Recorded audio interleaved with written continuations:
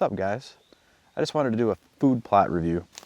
I'm gonna plant 3 food plots this year, and I'm gonna go through what I did,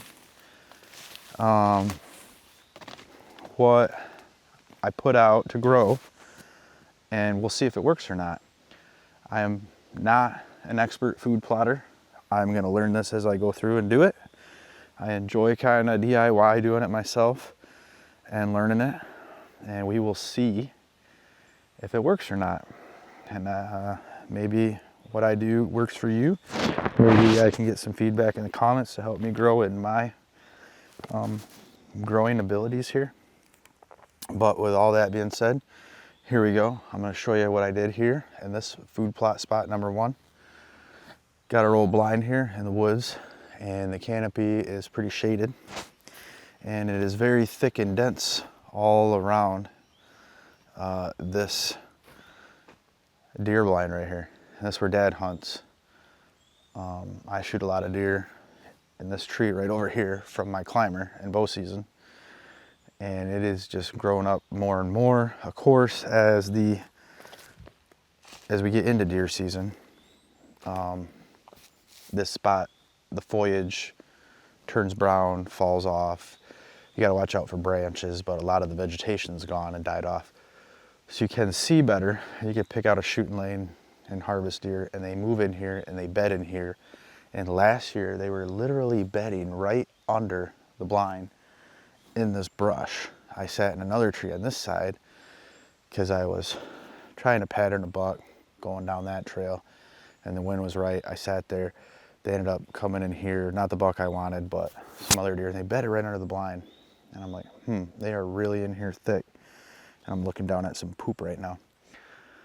So the other day I came in with the tractor and I tilled up all this spot here that looks brown now on the ground. As you can see, this all brown looked like all this green brush over here 3 days ago. And the deer are already in here.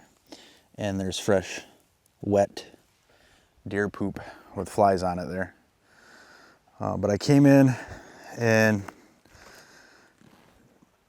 I tilled up, rototiller all around. I probably should have removed this with the bucket and rototilled this up too. I don't know why I didn't. But I left like this tree. I thought maybe that could be a good rub tree. Same with this tree, hoping they grow up. I did kind of bump them with a tractor and pushed them over a little bit. I'm expecting they're established enough where they're going to correct themselves. I mean, it's a little loose in that soil, but the root system all around it has been, as you can see, rooted up. Maybe it won't make it. I don't really care if it does or not. I just thought it would be nice to leave that one and that one for bucks to come in and rub on. Maybe with it leaning, they'll rub on it even more. I think we only have about a 20-yard shot if they utilize this. You can see this game trail right here where they come through the brush. Yeah, I think that's only about a 20-yard shot to that blind right there. So really this is to open it up a little more.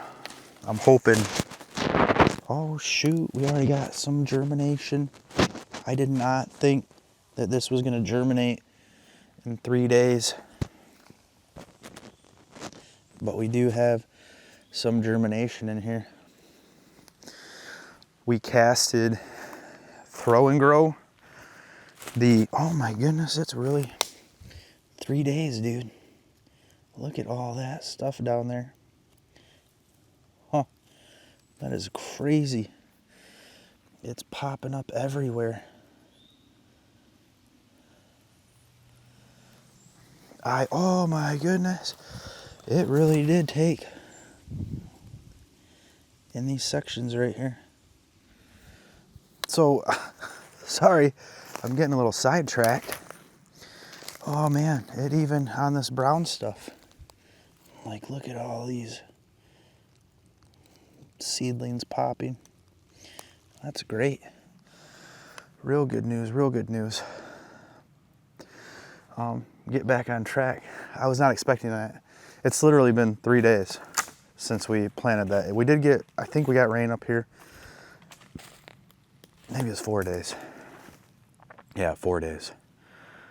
We planted it on Saturday. It is now Wednesday. 4.5 days. Sorry. Rototilled it up. Moved the brush out.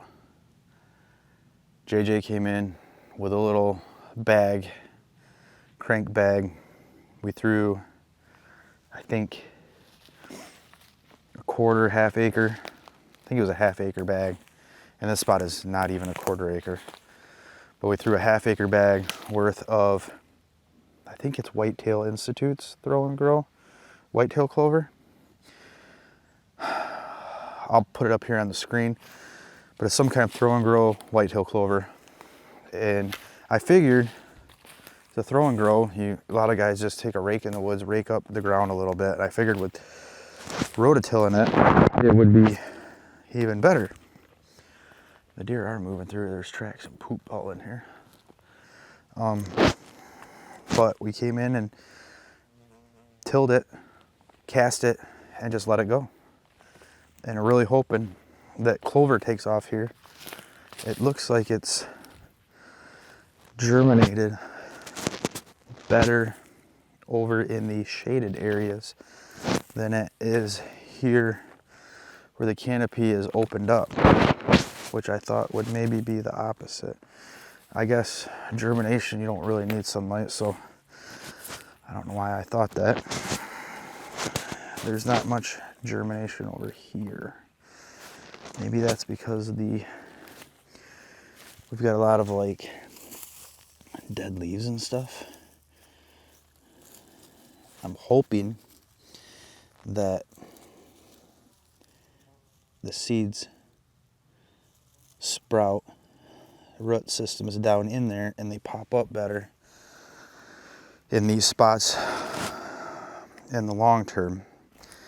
But definitely in the short term, over where the ground is bare and there's shade, it is germinated up everywhere.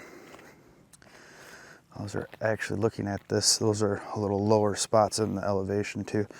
Here's some here, all popping up. Yeah, that's still got the little yellow coating on it. The protective coating for the manufacturer. There goes a deer right there. From the company. I think that's a yellow coating they put on it. I don't know. The little seeds are teeny tiny yellow. And the clover is sprouting. Wow. That'd be really cool if it grows up real tall before season. It is the end of July. Today's July 30th. And is it 26th, 25th, 26th when we planted it. There's a bunch more poop. So the deer are moving in here since we rototilled it, planted it. A lot of the seeds are germinated. And gosh, there's poop all over here. And that's it for food plot spot 1, Dad's blind. We call it spot Dad's blind. We built this blind for Dad, and I actually need to get in here, and I want to leave the platform, tear the blind out, and put one of those plastic shell blinds in, because the wood over years just rots. But yeah, we put this in for Dad because it's not a far walk back in. It's a quieter walk, easier walk. It's right off the main trail, the main 2-track here. I mean, the truck's right there. Dad's blind's right in there, like 40, 50 yards, probably 40. It ain't far in. And there's a lot of deer moving this thick brush. So It's harder for him to see them because it's not open. But once they're there, they're there. Easier shot for them. And there are a lot of deer that move in there once people start scaring them out of the open areas. Anyways, throw and grow clover in spot number 1. Now we're gonna head to spot number 2.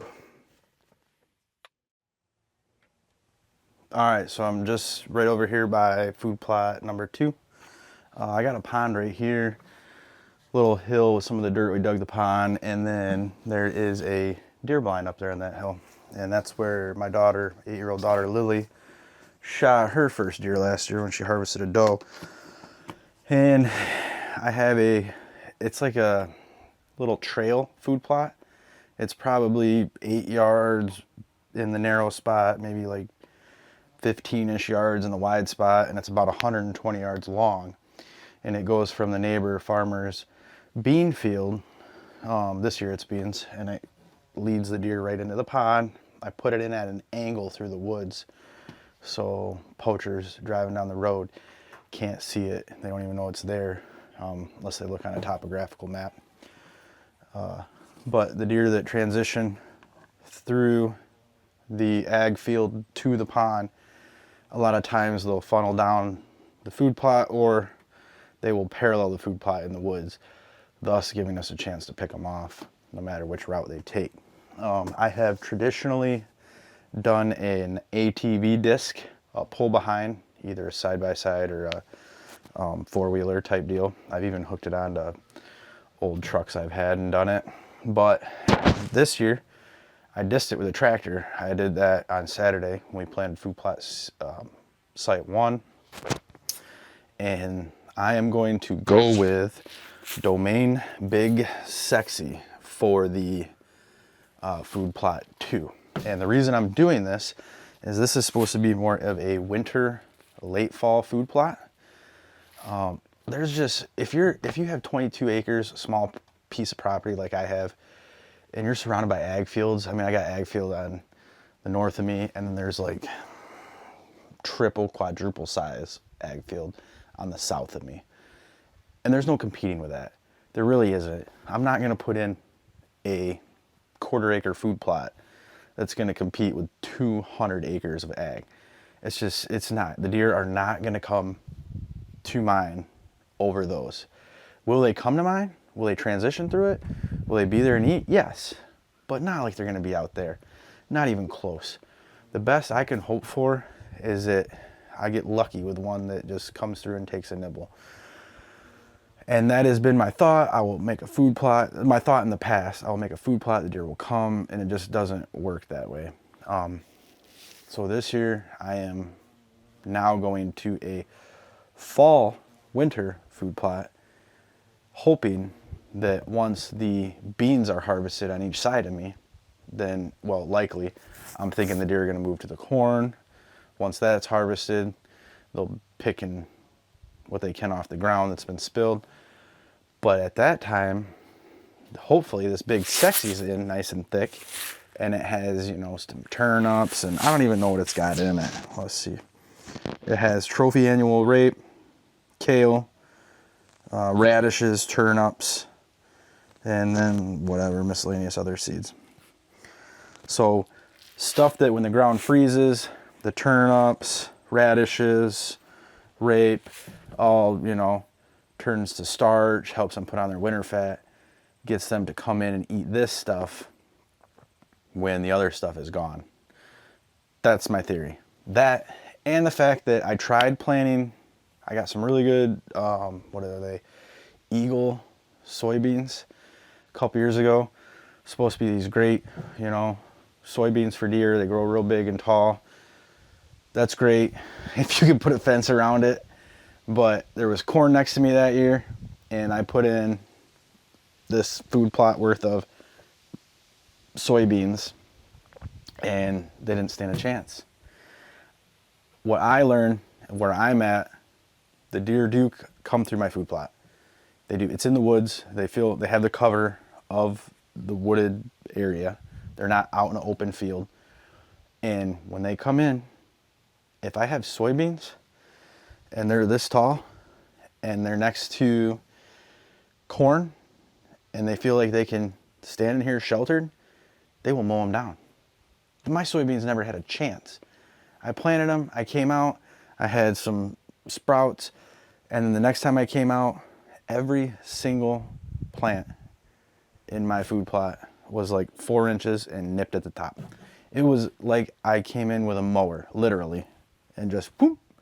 And they stayed that way and died off because they couldn't get any growth. And it just didn't have a chance. I would literally have to put in one of those fences that you could, you know, put the skirt up or whatever, let deer underneath once they grow up tall. And I'm not doing that. I'm just not. I work more than 40 hours a week at my job. I'm not a full-time farmer or YouTuber, or, you know, I try to hunt as much as I can and get ready for hunting season as much as I can. I don't have the time or the bandwidth to put in a fence to keep deer out. I'm going to grow a food plot to attract deer and hopefully keep them in. So I'm trying to do that seasonally and buy the different type of plant versus what I think I can tag out early on. I'm starting to think more for the long haul here, all season long. And if I can tag out early, if I can tag out October 1st, great, cool. I got a food plot still for November, December, hopefully. Maybe I can kill some does. Maybe the kids can all tag out. Maybe I got some friends that come over and hunt, you know. So that is where I'm at with food plot number 2. And what I'm going to do, because JJ we took one of these chapping, whatever it is, cedar bags, and put this in there. And I said, hey, JJ, spread it out evenly. He went too heavy on one end. The one end got a bunch of seed. The other end got pretty much none. Got a little bit. So I went and picked up another jar. I'm going to reseed the far end that didn't get much seed on it.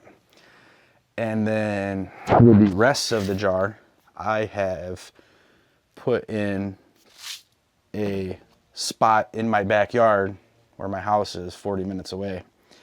And I'm going to plant this stuff there in a controlled, I'm calling it a controlled environment. This here, there's not any rain in the forecast, really. And I planted it pending or dependent on the season that it recommends, late July, early August. We're here in mid-Michigan. I got it in July 26th. Today is July 30th. So I do feel a little bad that it's been 4 days and I'm going to put more seed and then I'm going to pull the fence over it. I did not pull the fence over it the 26th when I planted it. We just cast it and let it go. No rain in the forecast, nothing. It might have rained here the 28th, but I'm not sure. Radar looked promising. I didn't actually come up and see. We got a lot of mist, blotchy areas of rain here in the last month or so. 2 miles down the road gets a ton of rain. This will be dry. Or this one will get hit and a mile down the road will be dry. It's just really weird this year with these different little small scattered cells of rain. And we did not, I don't know if we got any rain. We might have got some the 28th. If that has happened, I'm gonna feel bad dragging this fence, dragging the fence over the food plot after I cast these. Now we get to food plot 3 at my house. I'm going to water that with a sprinkler. So I'm calling that one controlled. I'm gonna make sure it gets water. I'm gonna do everything but fertilize to see how this Domain Big Sexy grows. Here, we're just kind of hoping and praying, and we'll update you as the season goes and how it grows. At the house, I'm expecting a much, much better yield in the foliage of the seed. I don't know if I said that right, but it sounded good in my head. Yeah. So, product review of the Domain Big Sexy seed. Product review of the Throw and Grow whitetail clover for poor environments. I mean, we didn't do a soil test. We didn't send that out. Probably should have. Didn't add lime. Didn't add fertilizer. We do have some old vegetation that I tilled in. I didn't disc it, I tilled it in. I'm hoping that decays and creates some kind of nutrients in the soil for the seed. Did that in food plot spot 1 as well with the brush that was in there. And that's the best I'm hoping this gets for nutrients this year. Next year, I do plan on doing it much better. I plan on sending in the soil sample and fertilizing. But this year, for all you average Joes that just try to disc, rake, throw some seed, hope and pray, here's a review for you. Next year we'll grow on it and we'll do the whole 9 yards. And for all of you that are trying to learn and get better like me, maybe we can learn together, get better together. So on to some seed casting for food plot spot 2. So I am seeing a little germination. There's some seed. Not a lot, not like the whitetail clover, but there is some germination starting. So maybe I will not drag the fence over. Matter of fact, I don't think that I will. My plan was to cast the seed, and then I have an old chain link gate with a couple weights on it. And I was just gonna walk back and forth up and down here, dragging it over the ground and getting soil on top of the seed. I didn't colt pack it, which I think next year I will colt pack. But I mean, actually the more I look, I am seeing some more germination. I got a little bit here, there, some sprouting, you know. I see a couple seeds that are laying on top of the soil that have not yet made their little roots down into the earth. You can see the little root starting and going out horizontal, and then the start of the leaf going horizontal as well. And I'm sure it's just a newer sprout than these other ones that have germinated and are starting to grow up already. So I don't think I'm gonna run the fence over it to get the seed under the soil. I'm just gonna go with what I got and hope that this stuff takes, and hope that adding another half a jar of seed to this is enough. I put out, it says a half acre, and JJ put, I don't know, a quarter acre's worth in 40 by 10 yard area, and then I spread the rest out a little more. So I don't know exactly. I'll have to do the calculation and put the math on the screen here for the size of this food plot. But like I said, it's about 120 yards long, and we go on average about 10 yards wide. There's a couple wider spots where it might be like 15 yards wide, and a couple more narrow spots where it might be like 8 yards wide. So we'll say average about 10-ish. And it's just a nice little lane here. I am noticing a lot of deer tracks in this fresh soil, and they are right here, concentrated in this one spot under this. Traditionally, there's been a scrape here. I didn't make it, it's just been a natural scrape that the deer have made, and I'm not gonna touch that. But if you compare these chewed off or broke off or whatever leaves in the end of this branch to the other branch ends around here, except for maybe this one, looks like it's been broken up and maybe licked and chewed on. I think, based upon all these tracks concentrated in this one spot, I mean, there's tracks going up and down, but this spot specifically, there's the most in. I think they're using this as a licking branch already. I've been watching some research lately that say that they scrape and use licking branches all year round, not just during the rut. It just picks up more in the rut. And I think that they're using that one. right now as a licking branch, which is kind of cool because the turkey blind, which I never did take down, is right there, and it's pointing in right towards it. So if they come in from the pond to that licking branch, hopefully Lily will have a nice shot at her first buck on the youth hunt. Well, whatever they're calling it now, Independence or Liberty hunt, I can't remember which one. But hopefully she gets a good shot and is able to harvest her first buck this September on that hunt. Based upon this food plot, licking branch, the work we've done, etc., etc. I mean, we don't really shoot big deer here. We shoot medium-sized deer. That's what we shoot. 90-inch, maybe 100-inch, 8 points. There's a lot of them. There's just not a lot of big ones. Just the way it is. We get a lot of poachers. We get a lot of neighbors shooting smaller deer. And I mean, I haven't brought myself to passing on a 100-inch 8-point. I'm not there. I'm not like some of y'all who are shooting booners every year. Old Captain Frank said that he saw some badger out here when he was turkey hunting out here. And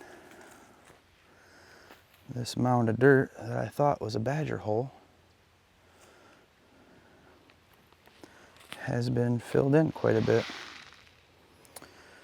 So if we had badgers here, I don't think they are anymore here.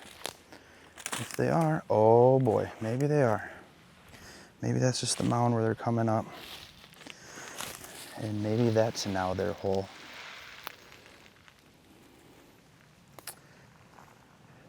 I think I got some badgers. Not that I want to go wiping out badgers. I think badgers are pretty cool, but I might put a trail cam on that and see what's coming in and out. And I would like to harvest one badger in my life. One nice badger pelt would be pretty cool, especially from my home state, on my own property. That would be kind of neat. We don't got a lot of badger in Michigan, but there are some here. I'm gonna have to put a trail cam on that. Let me know what you guys think. You think it's a badger hole? I think it's a groundhog hole. Captain Frank swears he saw a badger here during turkey season run across this old valley of death. Swears it up and down. I thought I might have seen one this year. That was a year and a half ago when he saw that. This last year, a few months ago, I thought I may have saw one. I wasn't 100% sure. Could have been a raccoon, but it looked to me like it was a badger. I don't know. What do you guys think? What's the best way to trap one badger? Foothold trap, conibear. Will a 330 conibear kill a badger, or will it piss him off? I don't know. I've never messed with a badger in real life. Leave it in the comments below. What do you think about a badger in a 330 conibear trap? All right, I'm gonna get to seeding this, and then I'm gonna get out of here.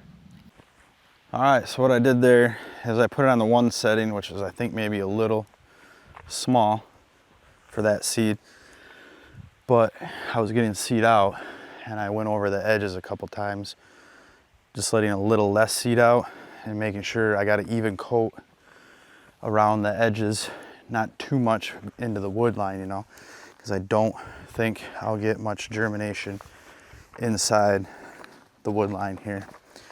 I mean, it's competing with the grass and the little oak trees and the poison ivy and the shade and everything else in there. So a little less setting, a little less seed, a little more time methodically trying to get an even coat around the edges. Then I came in the middle of the food plot in the center. I opened her up to a number 2, let a little more seed out, and just walked down at a steady pace, letting a little more seed out, which may be the right number, or it may be just a little heavy and too much seed at once. I think if I had like a 1.5 on this Chapin cedar, it would be perfect for this big domain sexy seed size. Yeah, I am seeing a lot more germination down here at the end where JJ put like a lot of seed out. Gosh, I guess there is more than I originally thought. I don't really know what that is. Maybe it's clover. I don't know if possibly it could be. I don't think it's clover. It's got 4 leaves. I mean, there are lucky 4-leaf clovers out there. I don't think there's many fields of them though. But anyways, I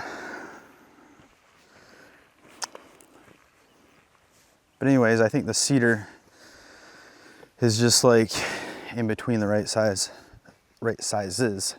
that I need. I think 1's a little small, 2's a little big. Maybe next year I'll do a little better testing for my cedar and seed size and buy extra seed if I have to. I just feel better with more seed because I feel like you're gonna have a certain percentage or amount of seed that doesn't take no matter what you grow. And I feel like overseeding a little bit is not a bad thing. Just an opinion, just a thought. We shall see. I know if you overseed too much, you're wasting seed because some sprouts chokes the other out, whatever. But I think a little bit of overseeding in my case is probably a good thing. I don't feel like overseeded. Maybe I did, I don't know, we'll find out. But I added to the north end of the food plot there a little bit extra seed. We'll let you know how it goes here. And now on my way home for food plot spot number 3. All right, just a little update there on food plot spot number 2. After I planted that, after I second seeded it, approximately 5 hours later, we got some unexpected rain, and I mean a lot of rain, and it was very unexpected. It rained for probably 5 hours, maybe 4 hours, and it was pretty heavy. So we got really good seed to soil contact on that food plot spot number 2 with the second seeding there.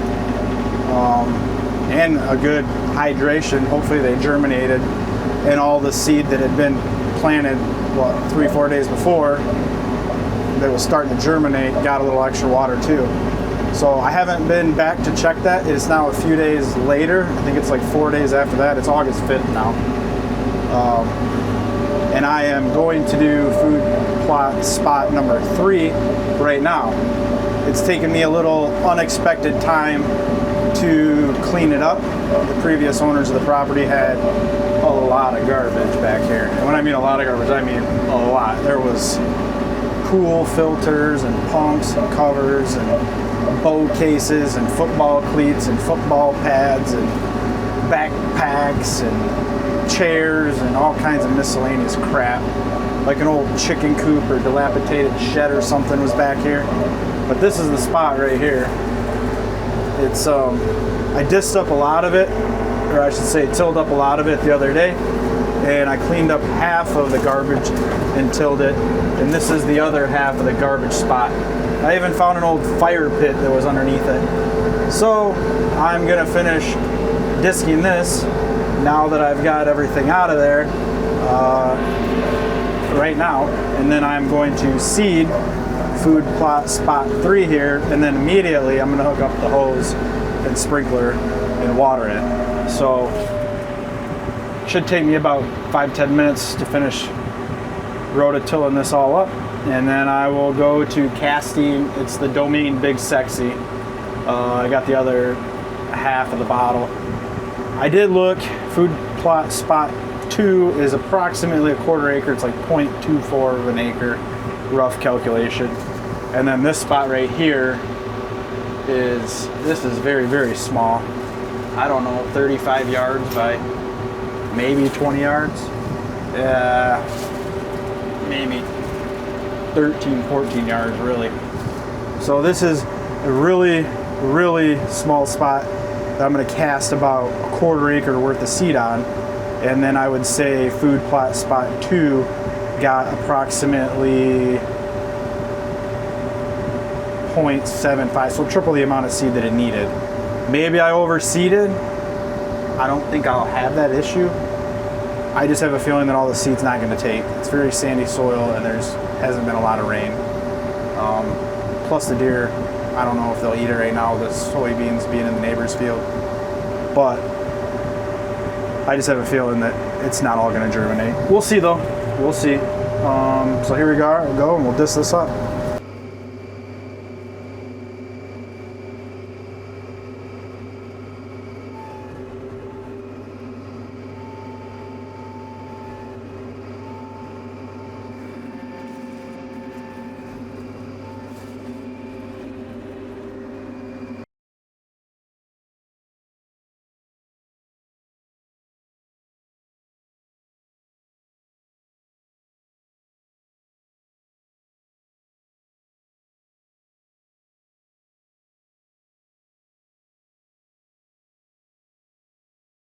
Wow, that makes me happy, dude. Real happy. I know, big deal, right? I got it tilled up. But for years, this spot, like probably from here all the way over here, was just garbage. Tires and all kinds of nasty stuff people just don't responsibly take care of. But I got it all done now. And not only like, see, here's an old cord right here, pulled out, I disced up. That was just one of the things of the house when we bought it we had to fix from the previous owners, all kinds of stuff. We put so much money and work into this house and property trying to redo it right. But it's just finally nice having this done. And the plan is to have, see, this is my neighbor's over here. He's got a nice yard and some grapes and stuff and apple trees over there. I think this is a pear tree. I don't see any pears this year. No, that's a maple. It's maple, that's maple. He's got pears on the other side of the apples. So he's got pears and apples. I can see them both in the trees there. We've got big, huge, I don't know, 100 plus acres of soybeans out here. Nice soybeans.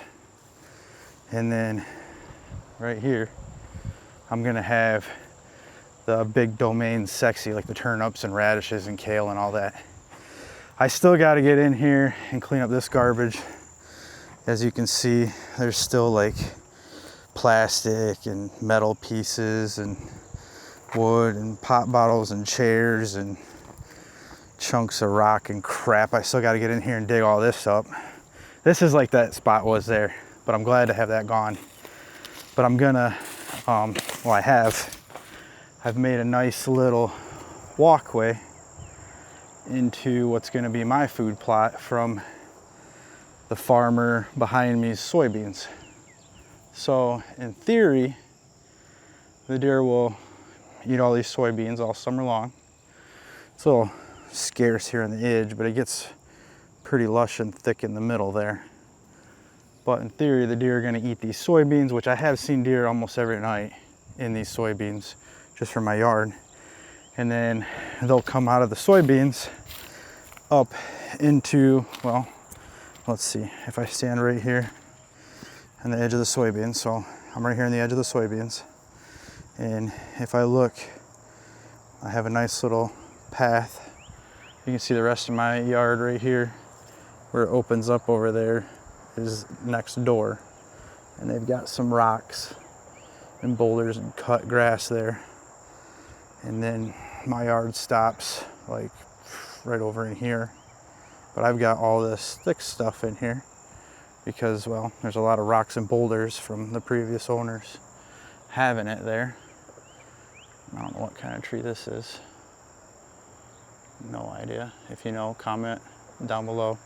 And then we got that giant cottonwood tree there, which I kind of like, except for when it's cottonwood, the cotton's flying. But like I was trying to say before I got distracted by everything, this field, deer munch, and then once my food plot is grown, the beans should be getting ready to be picked, and hopefully the deer will just walk right down this path and eat right here in my backyard. Oh, there's Allie walking Teddy, our puppy. But there's already deer tracks in here. I mean, they come in here at night and they eat on the neighbors' apple trees. And I've seen them here during the day before in my backyard cutting through it. But now I'm gonna plant it, and I am gonna drag a fence over this and then water it.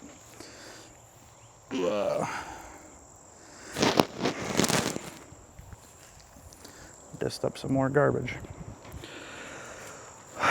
All right, well, I'll get to seeding.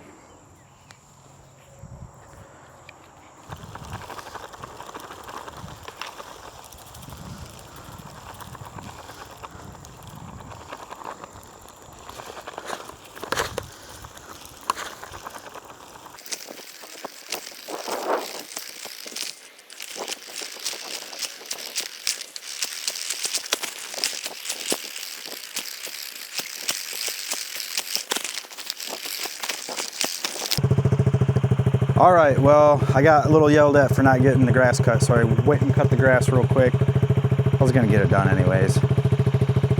But now I've got the fence hooked up. Instead of the zero turn, I was gonna hook the fence up to the zero turn, but I forgot, hey, we got the go-kart. So I hooked up to the go-kart. I'm gonna cover the seat up, whip it around a little bit, drag the fence behind it, and get that done real quick. Here we go.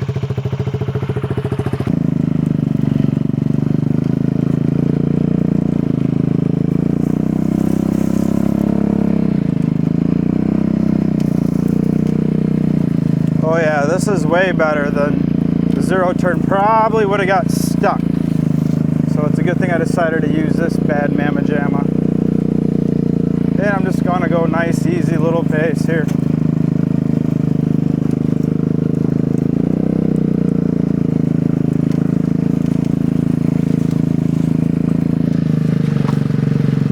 And I think that fence is pulling behind quite nicely.